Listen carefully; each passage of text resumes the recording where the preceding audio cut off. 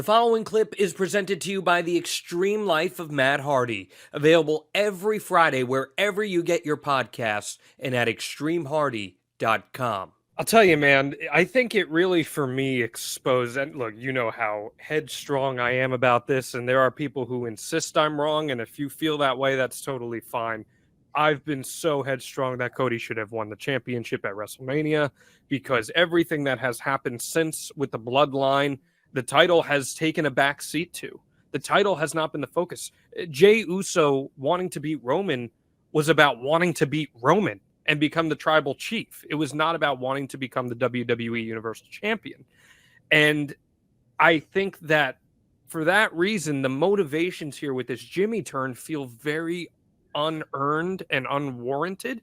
How had it been about Jimmy being like, actually, I want to be the tribal chief, and he doesn't help Roman, but he also screws Jey, well, then maybe there's a little more of moving pieces to bite your teeth into as far as I'm concerned. Now, that's me shooting from the hip and quote-unquote fantasy booking. I'm not a huge fan of fantasy booking, but I just am a big fan, and we're going to talk about this with Brock here and Cody in a second. Actions have to be earned. A character has to develop with reason.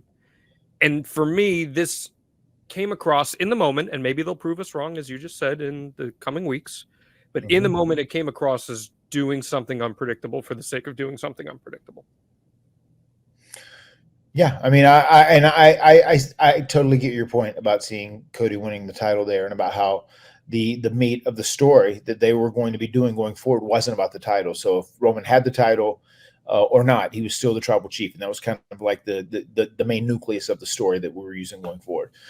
So yeah, I would have been great with Cody winning there. I think they've done a good job in this thing he's done recently with Brock. It seems like it's been working for him, and again, Cody's still getting great reactions and is working his way back up. So I don't know if this is the reaction they thought they were going to get whenever they didn't put the title on him. They were going to do this, this tangent program with Brock, and then maybe he goes back to Roman, does the deal. But I think Cody still has to be the one to beat Roman when it's all said and done, to tie up that story the correct way, and to really put Cody where he could be elevated to in the highest capacity.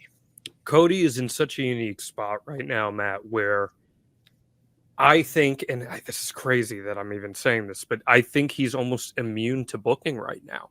I think regardless of what you do with him, he's just connecting with audiences so authentically and in a very real, tangible way that I think he's like untouchable.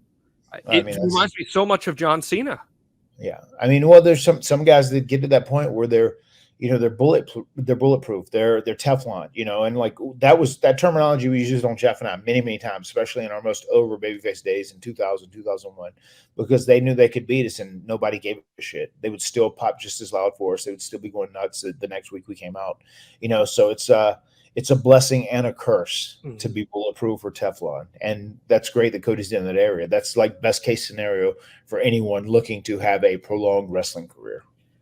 And Aaron wants to know your thoughts on Brock sort of breaking character and shaking Cody's hand, which was a real holy shit moment. So for those who may not have seen it, they had their third match here in a program where Brock broke Cody's arm and took him out for a period of time. And it was a vicious feud.